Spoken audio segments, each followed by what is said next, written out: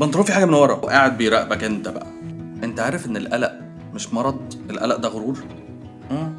قلق الاداء العالي، النجاح واللي بيحركوا الرعب من الفشل، مش حاجه تانية. قلق مخرج افلام الرعب. اكيد مات، عمل حادثه. طب هلبس اسود ولا كحلي في العزاء؟ القلق الاجتماعي، هما ضحكوا ليه؟ بيبصوا على ايه؟ مشيتي صح؟ ده انا هصدمك صدمه عشان تفهم ليه جسمك بيترعش لما مديرك يقولك عايزك في المكتب. فبلاش تستقبله وانت جثه. اسد اجري! يخليكي تعيطي والراجل اصلا واقف بيشتري لب وسوداني. القلق بدأ ياكل فيك. عايز ترتاح؟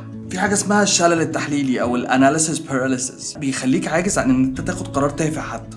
وفي الهروب للنوم، جلد الذات الليلي الساعة 3 الفجر. يا فاجر، فاكر لما قلت نكتة في 2008 ومحدش ضحك عليها؟ وتبدأ تتقلب في السرير كأنك على شواية، لكن من جوه عيل تايه بريالة. بطل تحاول تكون أكتر من إنك إنسان.